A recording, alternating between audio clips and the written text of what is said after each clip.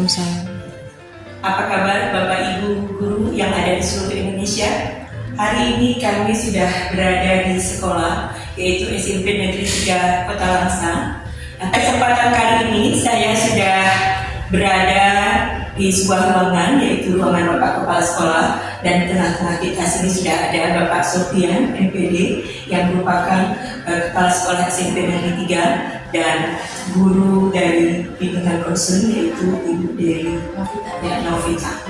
Nah, pada kali ini kami akan melakukan wawancara dengan Bapak Kepala Sekolah terkait dengan pengambilan keputusan yang selama ini dilakukan beliau di dalam menangani permasalahan yang muncul yang ada di sekolah kita ini. Perlu juga kita sampaikan bahwasannya ini adalah merupakan bagian dari tugas yang harus kita selesaikan, dan tentunya nanti kami akan merefleksikan dari apa yang sudah kami terima ataupun sharing yang kita lakukan pada kali ini. Baik, kita mulai saja. Apa kabar Bapak Sofian? Alhamdulillah sehat Pak. Alhamdulillah. Baik Pak, kita di sini seperti yang saya sampaikan, bahwasannya kami ingin sharing kepada Bapak terkait dengan berbagai hal, ya, pengambilan keputusan yang telah Bapak lakukan selama ini di sekolah. Tentunya sebagai kepala sekolah banyak hal ya Pak yang sudah muncul, permasalahan-permasalahan itu yang pastinya terkadang mengandung dilema buat Bapak, dan juga keputusan itu pastinya harus berpihak ya Pak ya. Iya. Siapapun. Silakan Pak, bagaimana selama ini Bapak? Iya. Terima kasih Bu Dian dan Bu Dewi, semoga lancar dan sukses terus. Jadi memang ini bagian dari keseharian kita menjalankan tugas sebagai fungsi kita juga. Jadi ada masalah internal, masalah eksternal, baik kehadiran siswa misalnya, ya sebagai sampel saja misalnya ada anak kelas 9. Ini tahun lalu kita tidak luruskan karena memang tidak harirannya, apanya terlalu banyak. Kita sudah identifikasi, kemudian melalui guru BK juga sudah mendatangi rumahnya, ya, menjumpai orang tuanya, dipanggil 2 kali. Kemudian kita tahun ajaran baru kemarin kita kasih kesempatan dia untuk masuk kembali di kelas 9. Dan yang bersangkutan ini datang lagi. Alhamdulillah sudah lebih baik karena dengan perjanjian.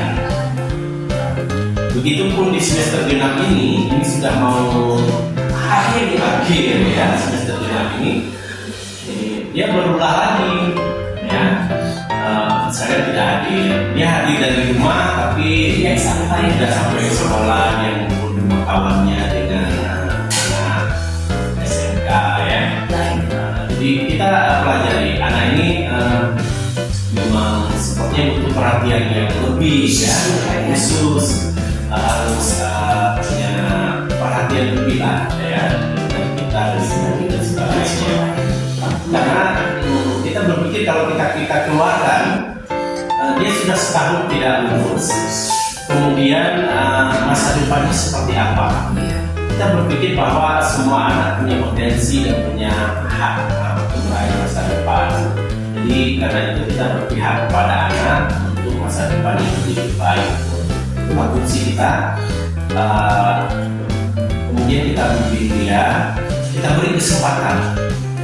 Mana tahu nanti dia yang lebih sukses. Itu yang kita beri motivasi kepada orang tuanya. Orang tuanya sudah bolak-balik nangis ini, udah nggak sanggup lagi. Jadi udah perjanjiannya sudah berulang kali sudah minta ampun. Jadi masih kita beri kesempatan lagi misalnya.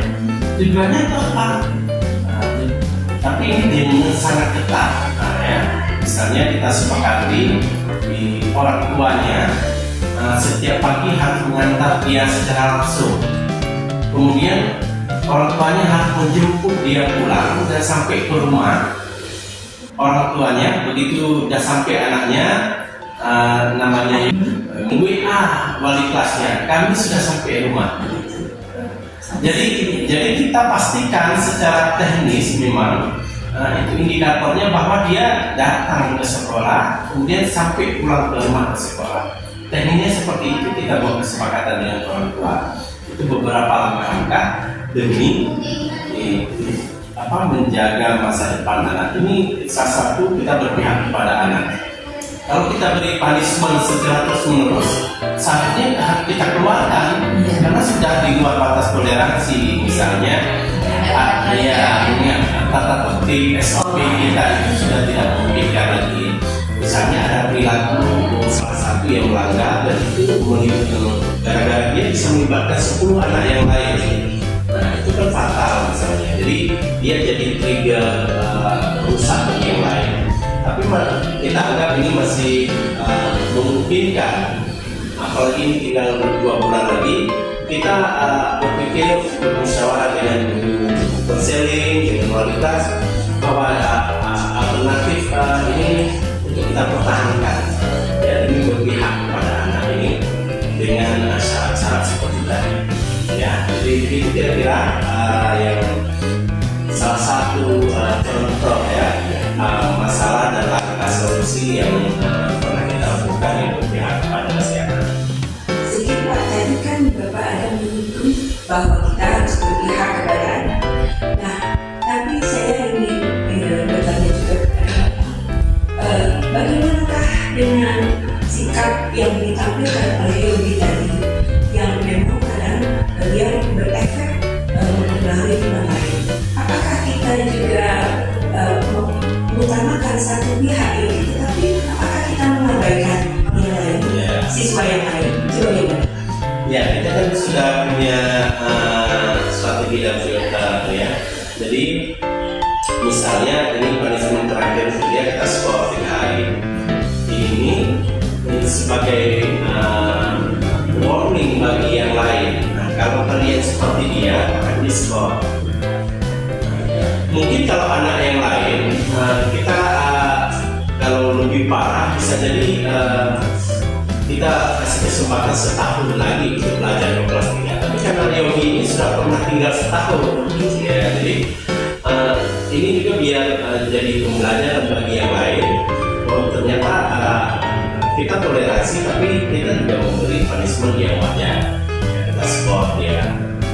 Jadi yang lain saya kira akan berpikir untuk tidak mengikut karena juga akan dapat skor berbeda begitu. Jadi kalau saya dengar apa yang Bapak sampaikan, bahwa pada prinsipnya sekolah itu berpihak pada siswa yang sampai tidak mengambil keputusan.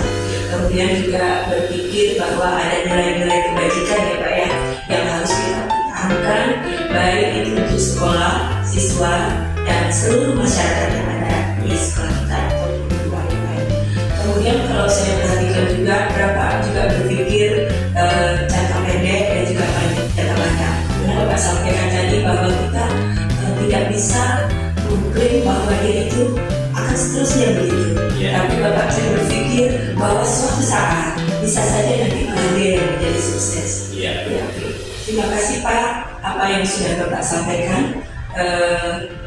Kami sudah bisa mengambil kesimpulan bahwa pada prinsipnya sekolah itu selalu mengedepankan nilai-nilai kebajikan serta tentunya keputusan yang Bapak ambil sudah melalui berbagai tahapan ataupun langkah-langkah ya Pak ya. Sekali lagi saya bertanya Pak, apakah masalah Yogi ini ada Bapak tulis misalnya? Iya, eksternal tidak, ya. Tapi ini lebih ke internal, ya.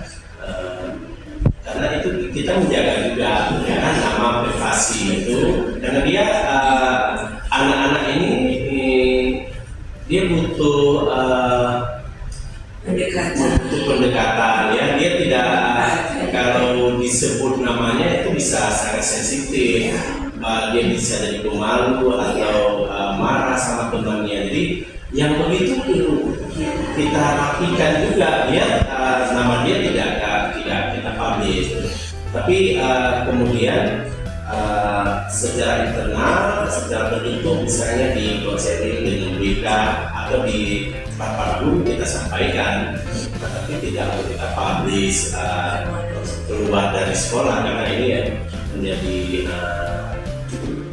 menjadi hal yang sangat negatif, sensitif bagi anak ya.